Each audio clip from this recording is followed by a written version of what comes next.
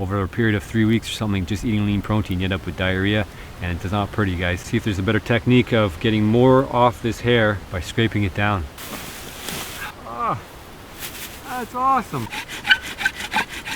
There we go. Well, she doesn't look too appetizing, but it seems to be working. Oh, it smells terrible. It smells really bad though, so I really got to get all that hair off.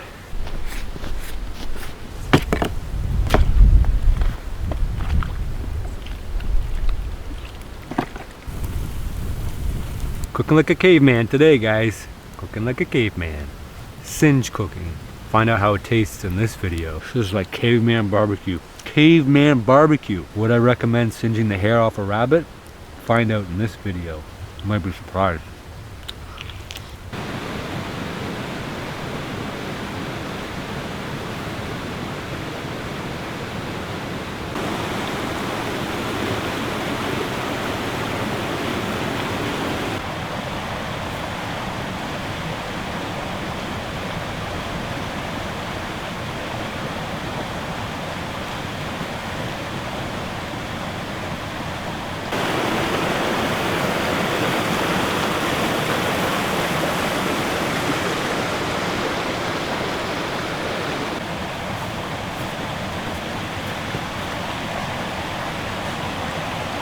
Hey guys, thanks for joining me. I got myself a snowshoe hare, got it snaring up north.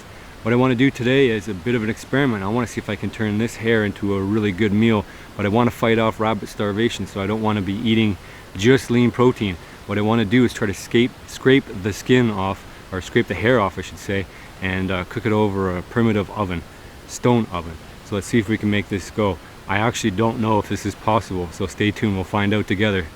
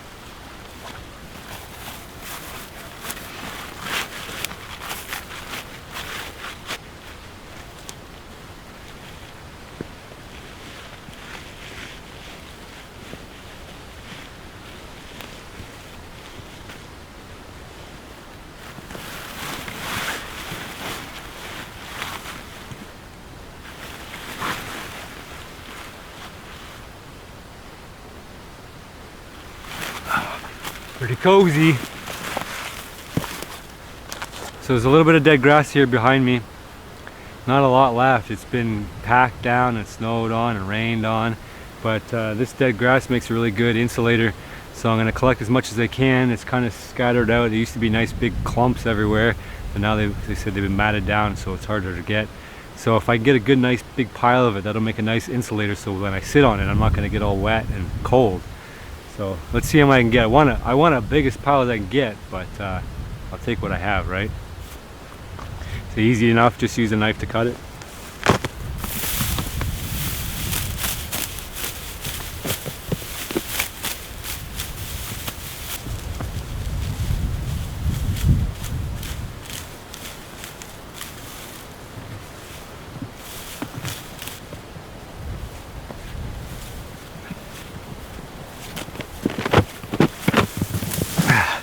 So I went for a good long walk and got enough for a small bed or a giant tinder bundle. You gotta think like me, think positive.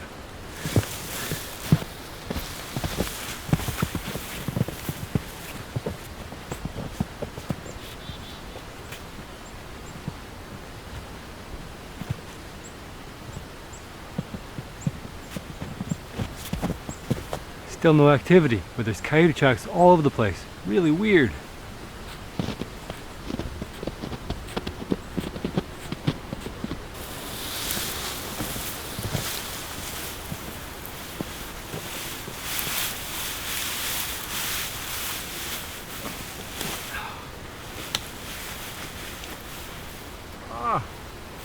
That's awesome.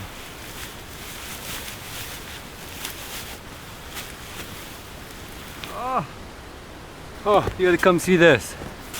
Look at all that loft. It's got loft, it's got... Oh, dude, you can invite a guest over. Sort of. Well, you could invite a guest over. I wonder if my wife would sleep in here. This is comfy. Oh, maybe it's nap time. Okay, so the thing is, there's lots of guys out there making really awesome, wicked, perfect, awesome structures, and I'm just making a little basic one. I'm adding to it a little bit every time I come out. And the reason is because I'm not bringing modern food out here when I do these things. I'm bringing stuff that I've caught. And it would be a little bit foolish to think that I could probably catch a meal, build a structure, catch a meal, build more structure. And these things happen over a period of a long time because of the amount of resources that we have access to on the specific properties that I am on, seasons and laws, and just a general abundance. So to do this in survival, this is basically what you'd be looking at. Something very, very, very simple, a very small shelter. You would add and tweak a little bit over time, but you would only do it if you had the food to back it up. This is pretty much adequate for sheltering me from the wind and the rain. To make anything bigger or more elaborate than that, you're really starting tapping into the resources that you brought with you, which is your body fat. And that's not something you can afford to expend if you think that you're going to be around in the woods or stranded for a long period of time. You just basically want to preserve it. So something like this is pretty simple. It took me maybe altogether about 6 hours. And that might sound like a lot, but if you look at some of the more elaborate structures that people are building, they're building them over weeks and months. And like I say, they're using modern food, and I'm not. So to fund myself off the hare I brought is cool. If I had hare around here, I could snare for a couple hours, come back and rest and conserve my energy. But yeah, I mean, it's a difficult juggling balance, and that's what our ancestors did really when they really lived off the land. They had to budget things. And they couldn't go out and just build massive, enormous, elaborate shelters. They had to really think about how they would proceed day by day. And it really was a crisis for them. It really was a delicate balancing act. And all animals do that out here too. I mean, they don't run around liberally and play. You know, the only animals that have fun and play are the ones that eat excessively. And those are domesticated animals, like, you know, our dogs. Coyotes out here, they're not running around for no reason. They're looking for food constantly. And you see those squirrels running around, they're not playing, they're competing against other squirrels for territory. So they're fighting for their existence constantly. And I think we project some of our comforts and emotions and feelings onto animals that don't actually exist. They're there for survival purposes only. They're there to survive long enough to reproduce, and the animals that played expended too many calories and they died. So think about that when you think about how I am conducting myself out here in the woods. So I would love to take a nice nap, but you know, cooking out here is another huge expenditure of calories. To make this fire next, to collect the wood, I mean, you're talking a couple hours just to get a fire going from bow drill.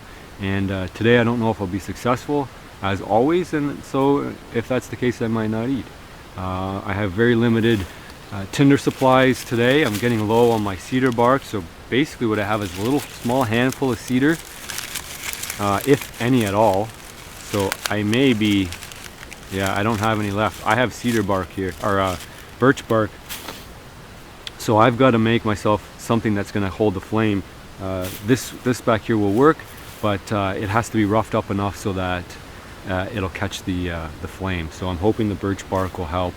I'm thinking about making like an entire birch bark tinder bundle, but I'm not sure if it's going to work. So I might need something to kind of house that a little bit, which this grass here might help make a little nest out of that, and then put the birch bark, because I find I can almost get a flame out of just the birch bark, and then once I got that into flame, I can transfer it to the other birch bark and then produce the bigger fire. So the next step now is I have to go actually cut some wood. I gotta go find some dead standing hardwood, so off we go. So this is a good example of a hardwood. Now, I'm not an expert on different types of trees, and you don't really need to be. The difference between hardwood and the softwood is kind of crucial if you're looking for making a decent fire. Hardwood is basically hard. It's called hardwood because it has more fibers in it. It's more densely packed. It's slower growing. It puts on more cellulose per unit area. You can think of it that way. A cedar, for example, or poplar is considered a softwood. Faster growing, well, except for cedar. Cedar grows actually exceptionally slow. But there's other softwoods that grow fairly fast, and they will burn too. Cedar will burn too, only because it repels lots of water, so it doesn't hold a lot of moisture, so even fresh cut cedar will tend to burn. But hardwood definitely needs to be dried. So I say this is a good example. You know it's dried because the bark is peeling off of it. It actually has no top, and so it's completely dead. And because it's standing, it's being exposed to the air all the time, and so it's drying constantly. So it's in the sun, it's not laying down on the ground flat, wicking up the moisture from the soil and the ground. It's actually, up in the air. In fact, if I push this hard enough, the top might fall off, which is something I need to watch out for. But it's brittle. You can see it shake pretty easily here. So, but this is a big tree, and a big tree you'd ideally want to split, so it again increases the surface area and it increases the amount of heat that it will get from the flame. So I don't have a good chopping axe with me, so I may avoid doing this one, but this is the kind of thing you want to look for, except maybe a little bit smaller diameter. So let's see if I can actually top this over.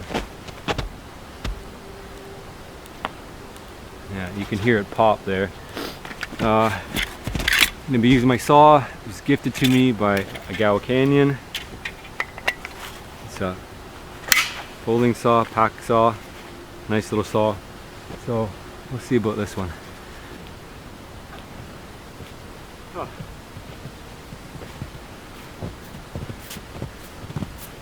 Well, that tree won. I could cut it. I'm not sure if I want it. It's a little thick. So this one back here will make a good tree, a horizontal one. There's some snow piling on top, which is a little bit of a concern, but most of the moisture is just going to be dripping off the side. We know it's dead. Obviously, it's topped over. It's broken off at the stump there, and then near the top it tapers off to tall branches, and so the branches at the top, the skinnier branches, will make a good fire for the type of fire that we need, which is just kind of a slow one just to cook on.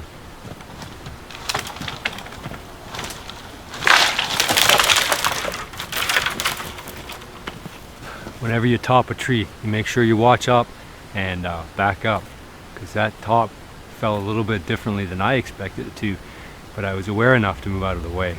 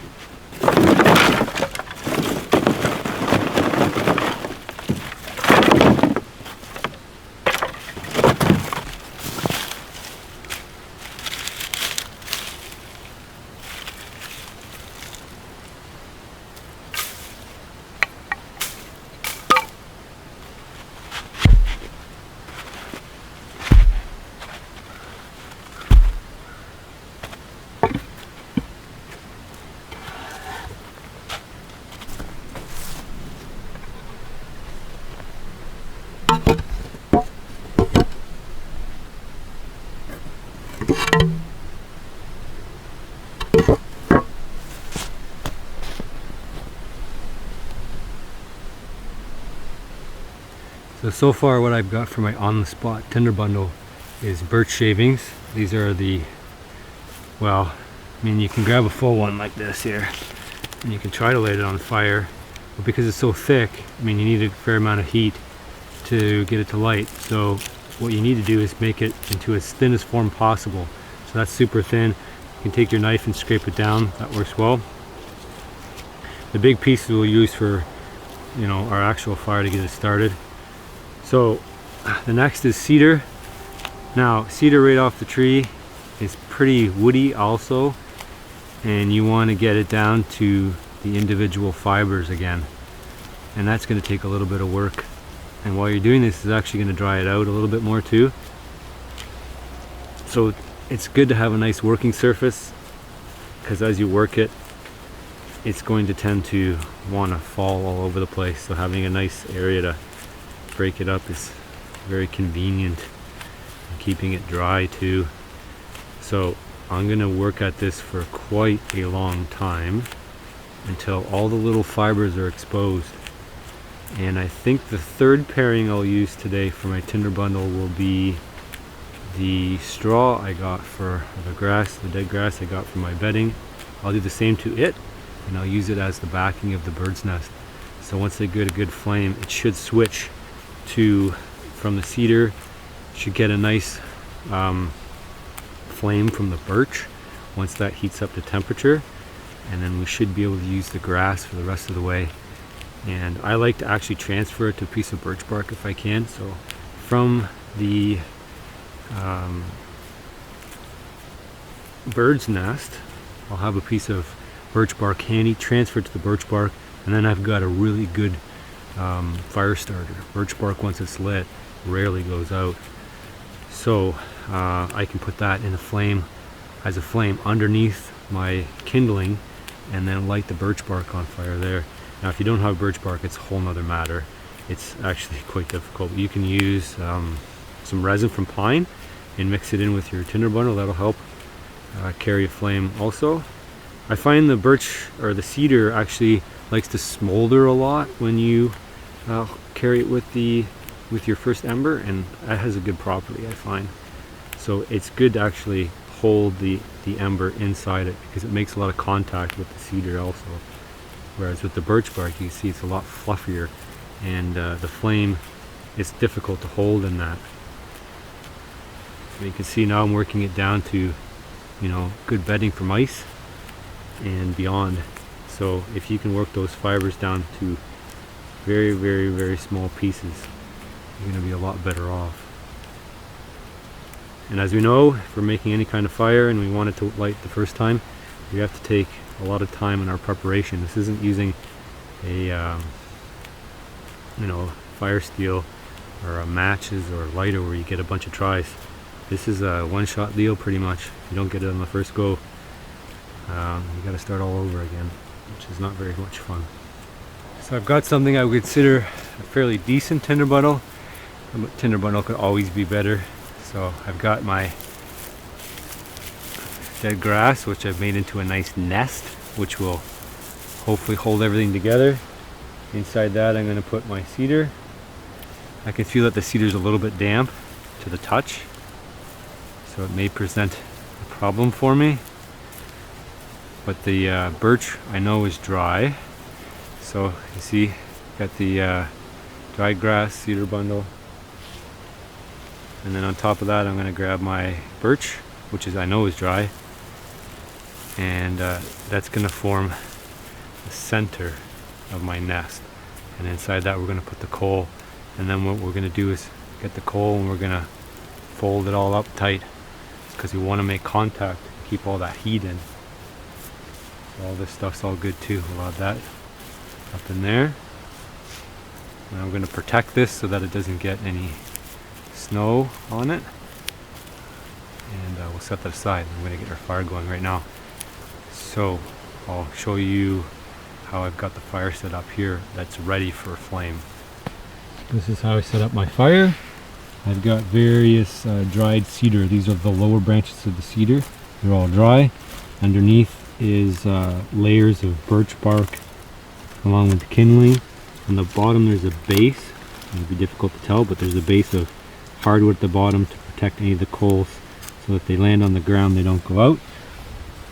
I'll show you here from the other angle. So you can see there's quite a bit of airspace, which is what you want. And so we'll feed the flame in here from a piece of birch bark, and then that'll burn up into our dry kindling.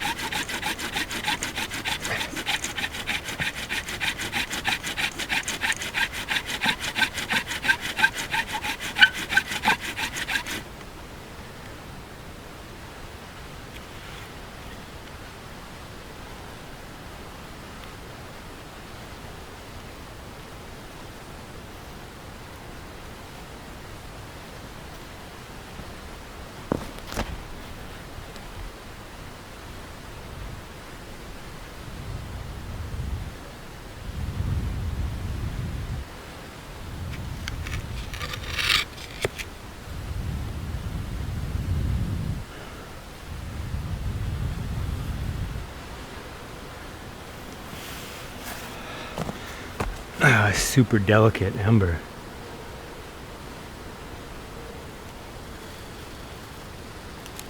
Now it's going, finally.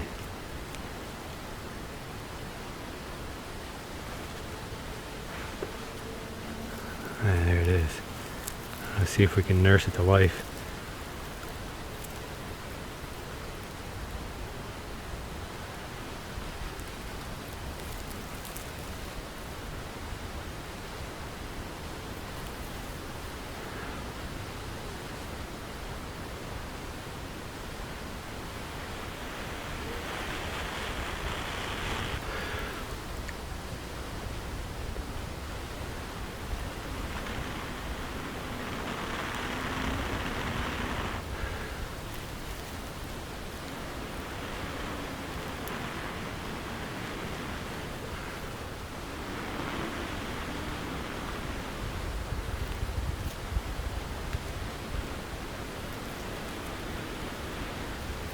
Ow, hot.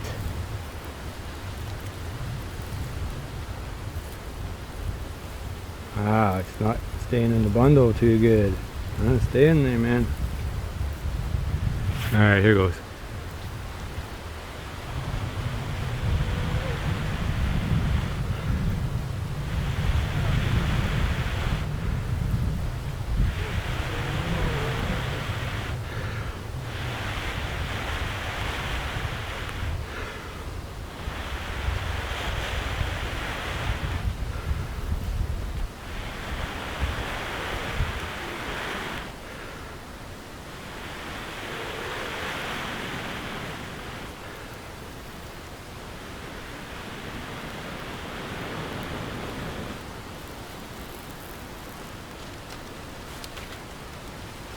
we go.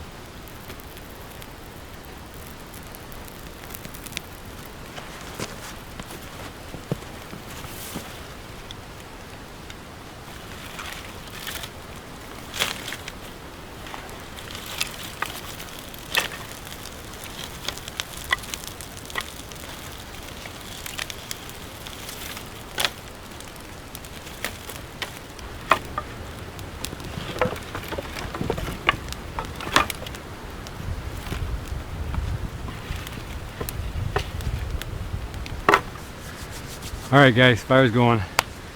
That's one thing down. Just gotta make sure my shelter doesn't catch on fire.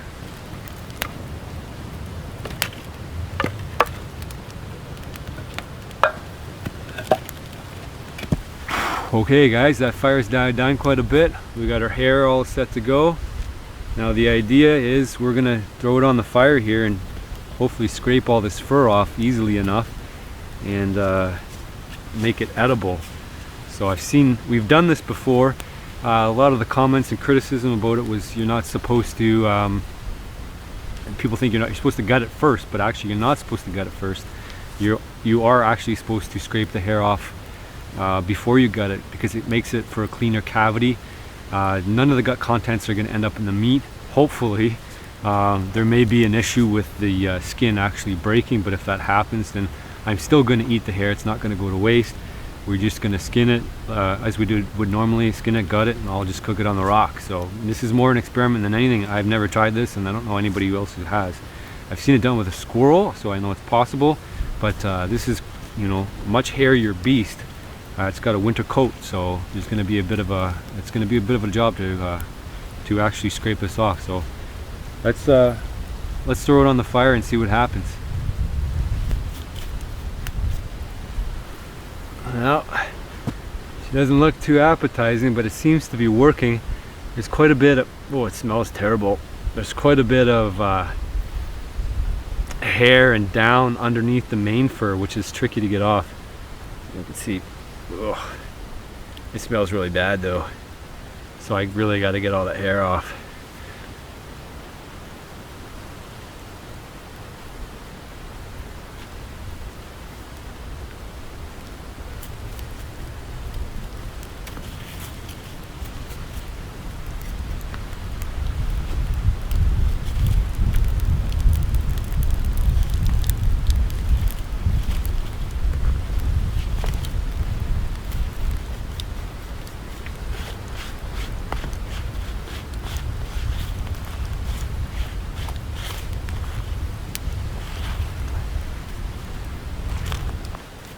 Alright, so this is actually going better than I had anticipated.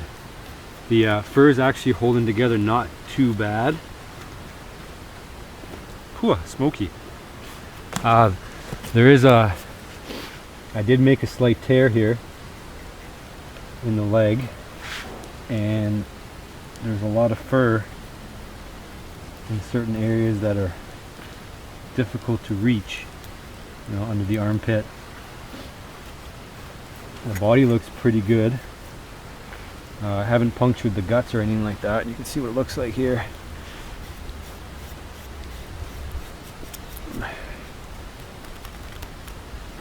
So I can see some slight tears here and there. So I got to stand that fur up so that it dries out, and then I can scrape it off. And actually, I tore there again. So the skin is really fragile, really difficult to do properly.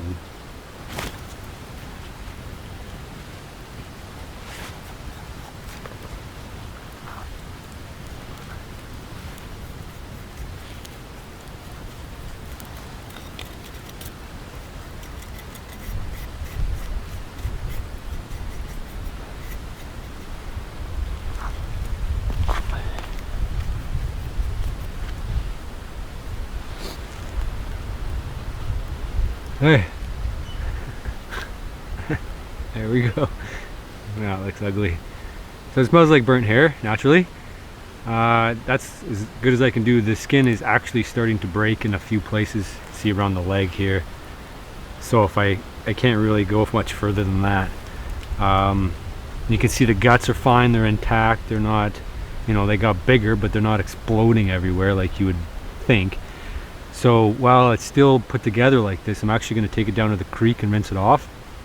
So that's going to help take some of that, you know, some of that burnt hair off. And in the meantime, this fire's died down really nicely.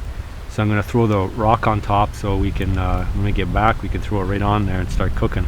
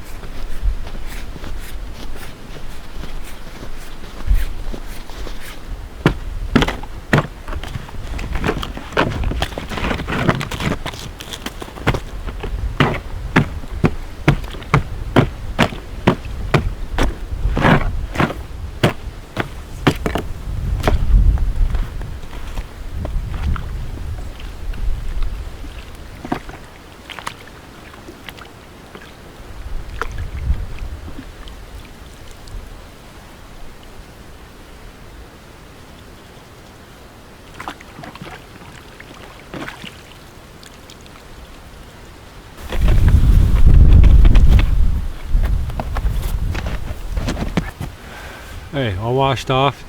Now we're gonna do the fun part, which is of course gutting. So naturally we can't show that part, but gutting's always the same, always the same. Well, all I'm going to do is go up the gut cavity through the middle, all the way up to the sternum, rib cage. I'll be able to pull that out from the front, and pretty simple. I'm going to keep the organs as best I can. I think I'll be able to keep the liver, the heart, and the kidneys. They're all good ones to keep. I want to make sure I don't puncture the guts while I'm working my way back, so I'm just spreading it with my fingers. Guys, there's lots of videos on YouTube on how to do this. I know it's unfortunate I can't show it, but to be honest, you're not missing a whole lot. Just go Google it. I mean, there's tons of them. I don't need to be doing it. I'm doing something else. The lungs we've eaten before. You know what? To be honest, the lungs, they're not all that good. They're just kind of mushy, spongy tissue. If you wanted to use it, you could probably throw it in a stew. So once I get below the diaphragm, there's always connective tissue up above. So all you're doing is working to separate it from the back of the rib cage. I'm going to bust off the paws. We don't want those. Plus they didn't really singe very well, so let's get rid of the feet and the paws. This one is a little bit, there we go. Now whenever you break bones like that, just make sure you don't cut yourself, as I mentioned. Okay, so we have what looks to be a giant rat. There's the inside. You can't get mad at me for that, because you can actually buy a piece of meat like this in the grocery store, people. I've seen them before. They sell them. Okay, so let's set aside, that's the lungs here, or the liver and the lungs. They look healthy, and the rest of the guts are going to be a prize for an animal of the wilderness.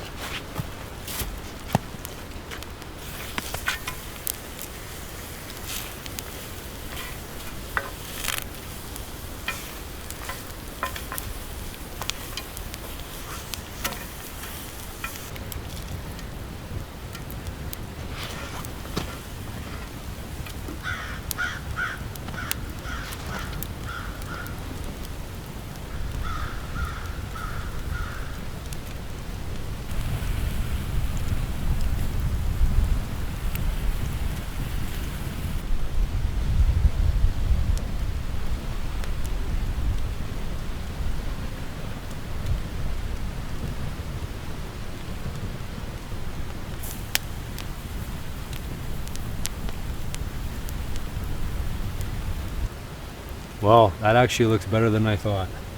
It's slow cooking. It's not a fast heat right now, which is nice. The fire died down real good.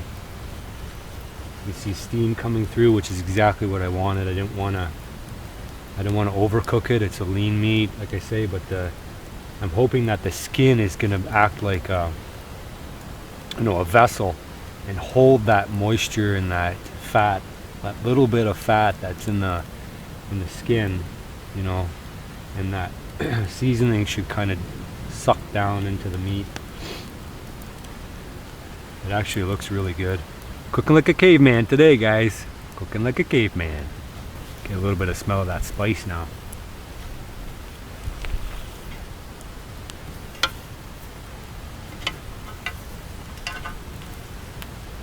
Caveman cooking on a rock. Yeah, like that.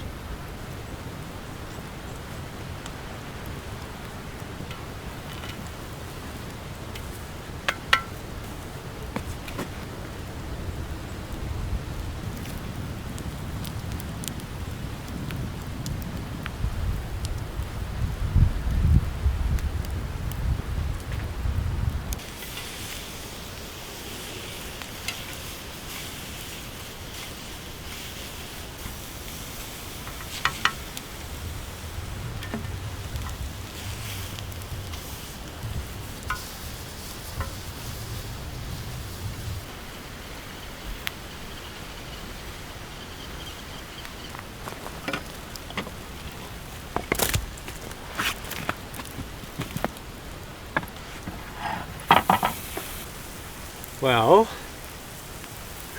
there you have it. Singed cooked hare. Ooh, she's hot. Probably should let it sit a little bit, but I'm curious to what it tastes like.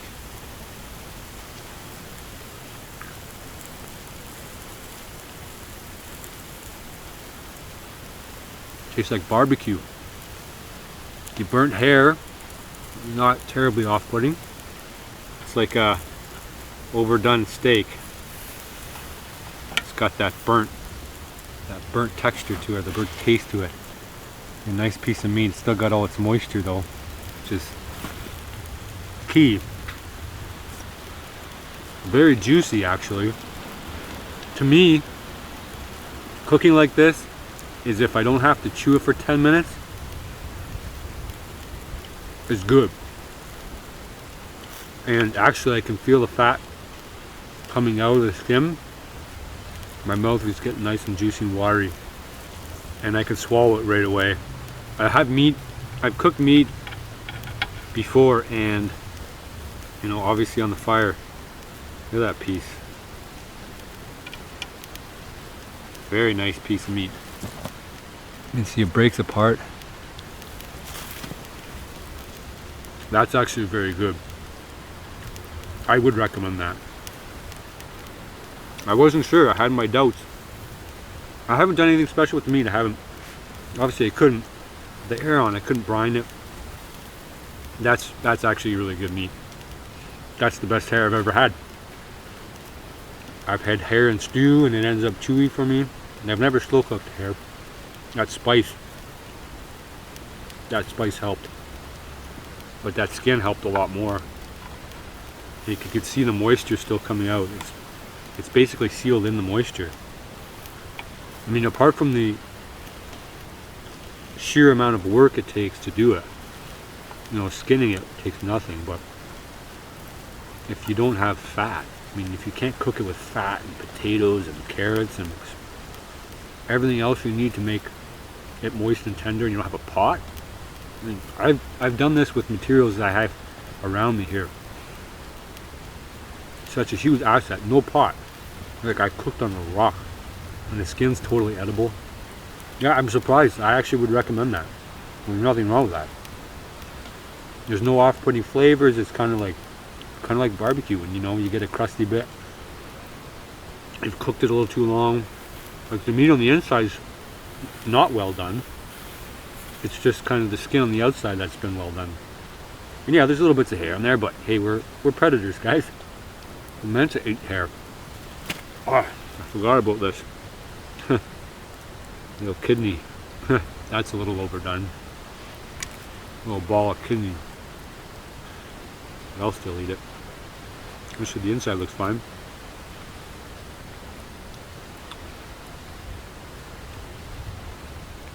Actually, it was fine.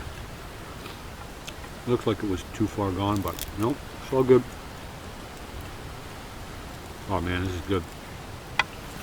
If you guys can have a look. Whoa, smoke's in my eyes constantly. There's a piece of meat here. It's so hot. Alright, let's cut her up. So that's through the skin. And look at that piece of meat. Just look at that piece of meat.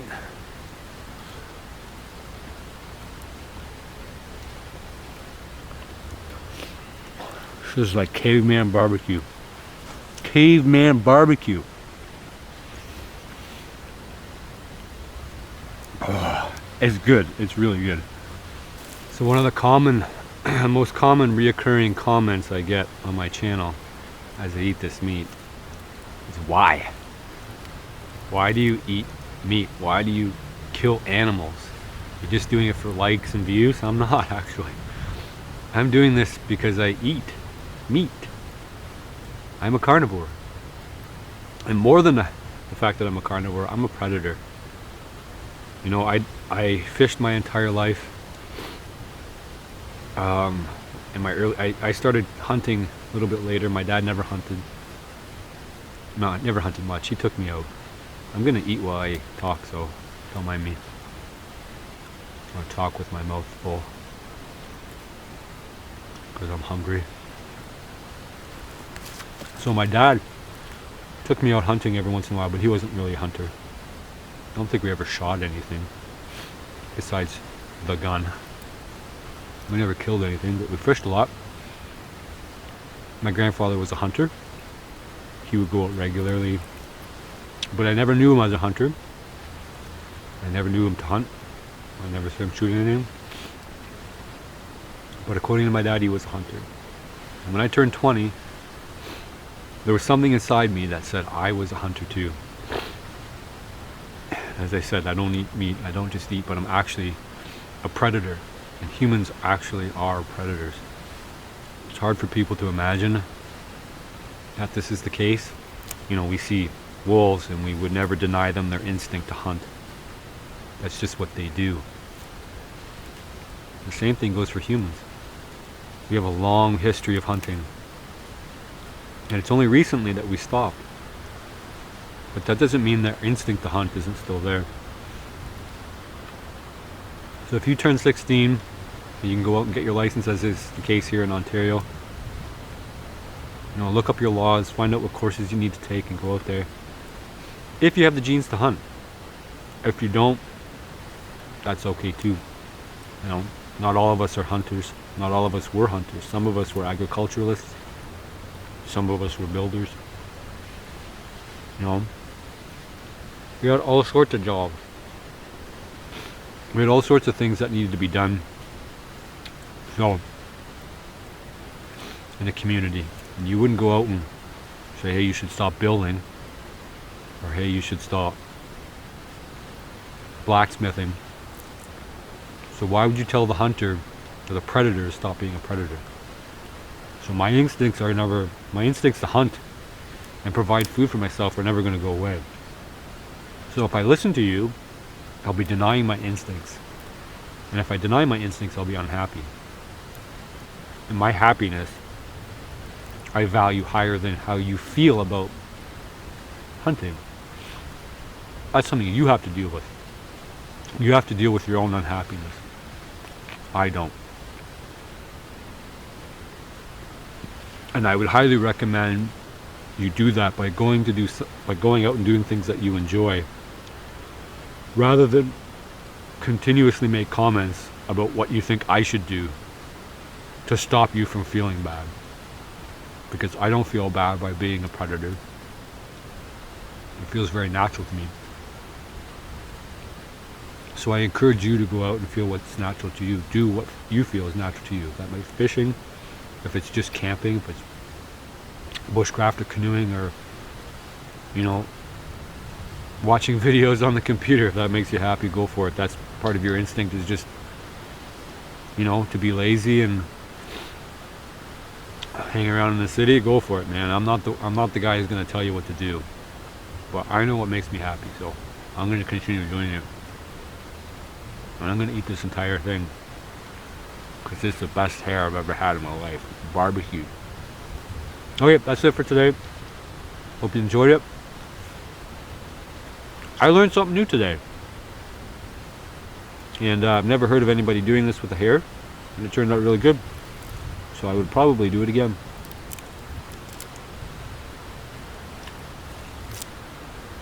Cheers, guys.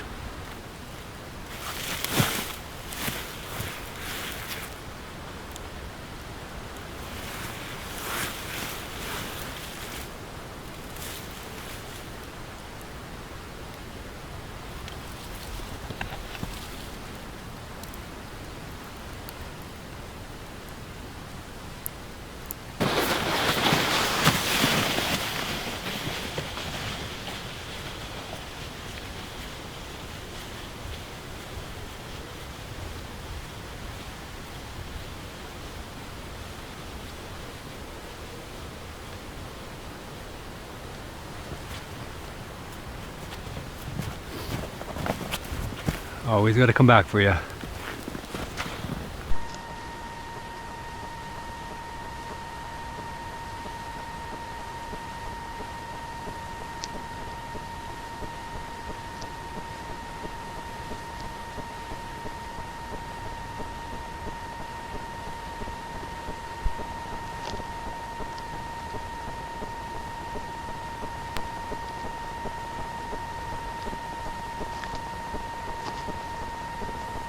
Thanks for joining me again. Oh, let me get that one out.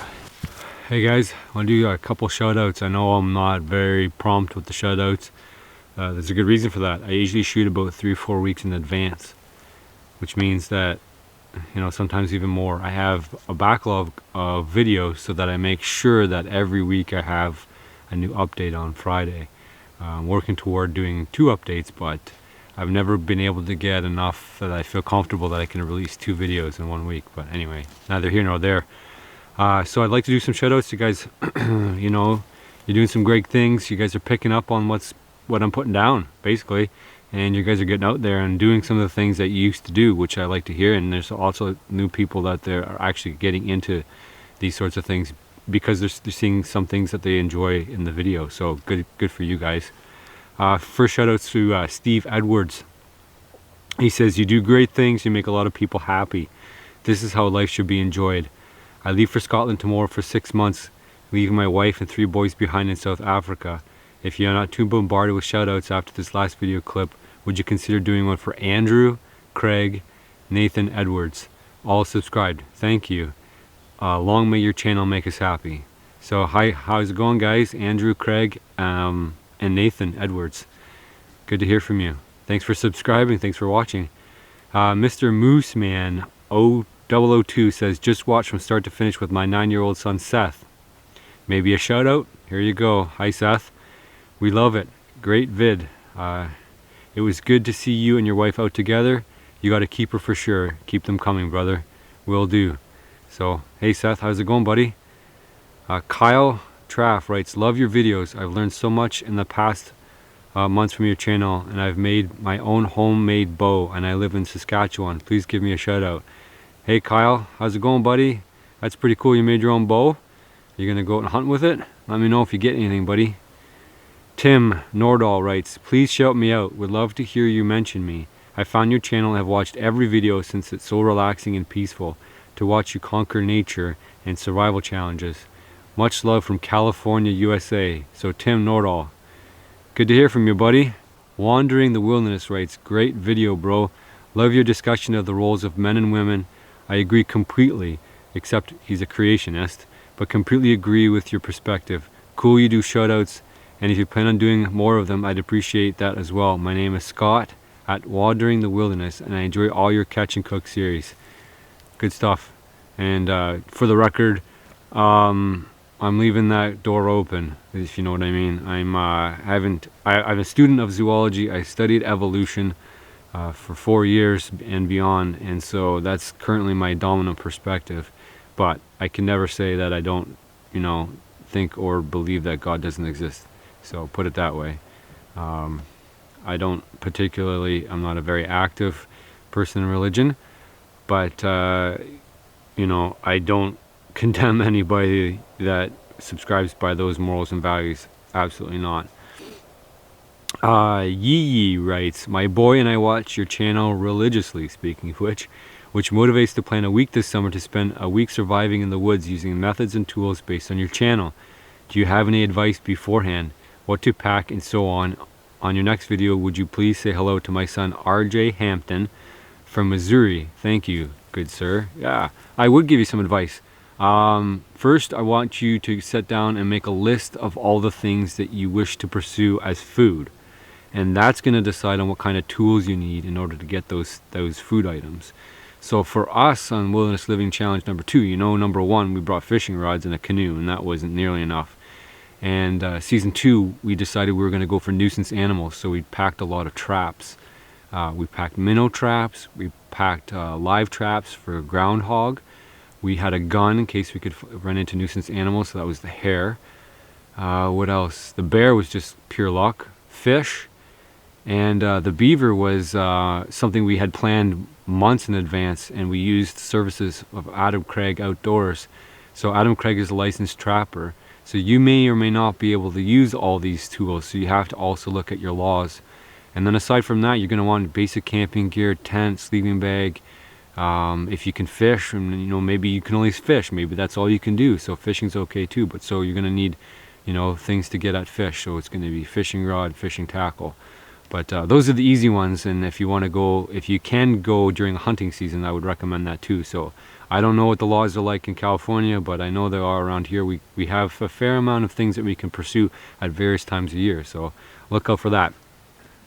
Yeah, so guys, good luck on your survival challenge. I hope you guys actually go out and do it.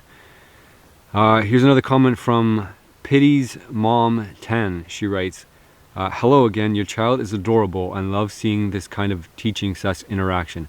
My husband is a teacher of our older child to shoot a bow properly. Gun handling and safety training began at 4 years old for her. We're waiting a little longer for the second child because she's much more impulsive than her older sister.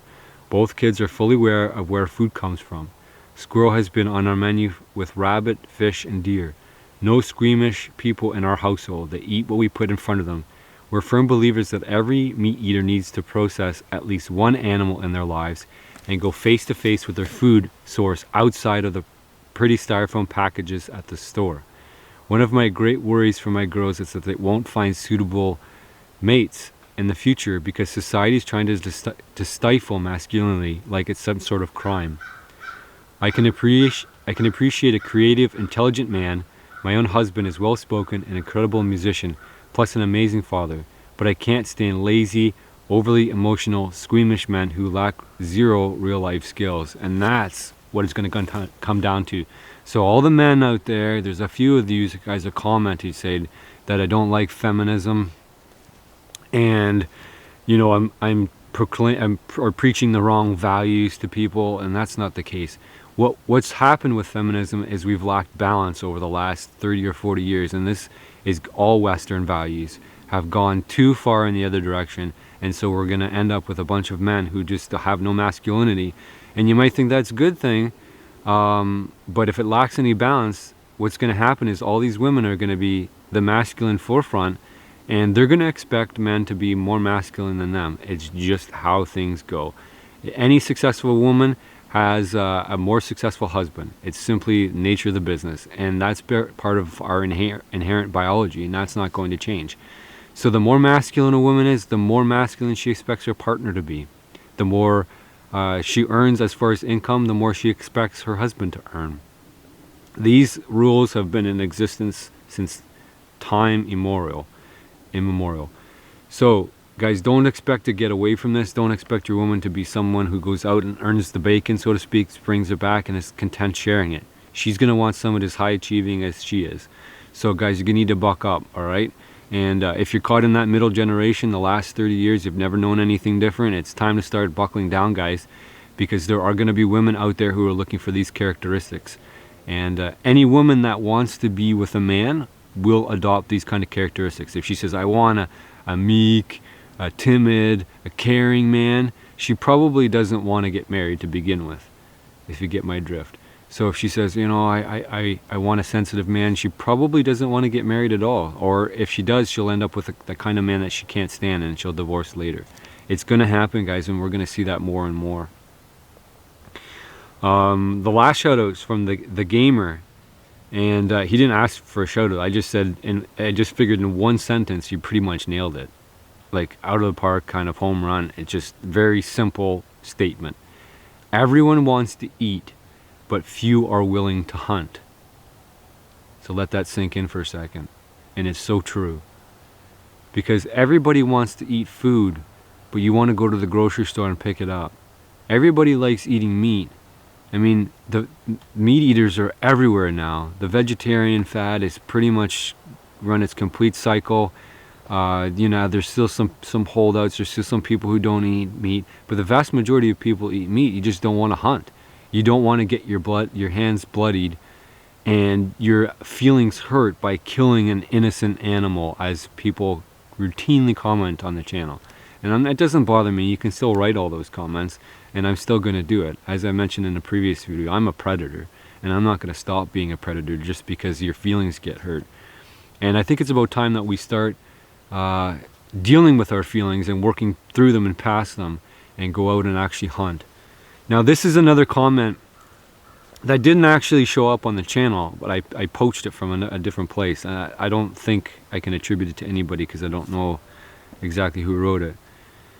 So he writes, yes, let me repeat it 1,000 times if I have to. To get the life you want, you have to achieve it. If you want it handed to you, someone else has to achieve it first in order to give it to you. This is not, quote, the patriarchy. These are facts of existence. Mary Wollstonecraft started feminism in the exact same way by saying that the values that are considered male values are simply just good values, and women have duped themselves into buying into female values as good. Anything else is attempted to wish away the conditions of existence.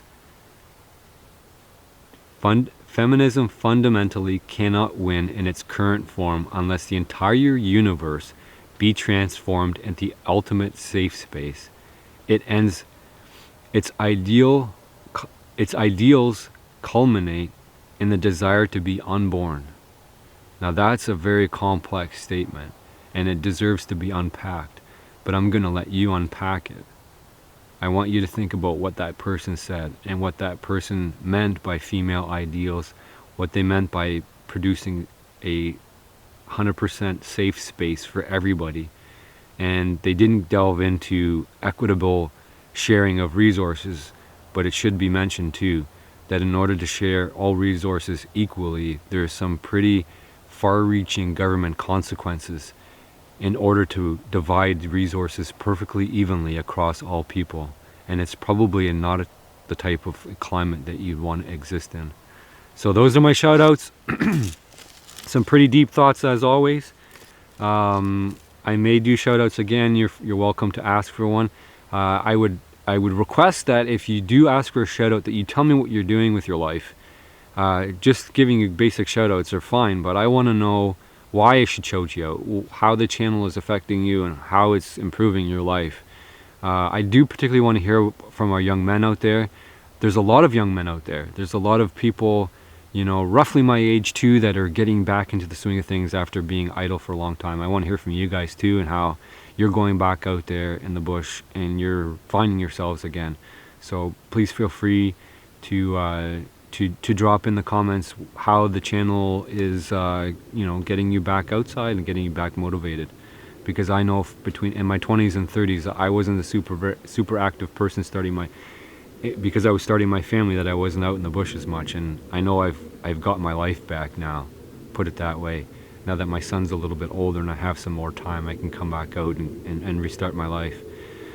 So thanks for joining me on this. I hope you enjoyed it. I hope you learned a little bit, and I'm glad I could get these shout outs as the plane has come in and interrupted, you know, the tranquility that I have out here. So guys, until the next video, cheers. Get out in the bush.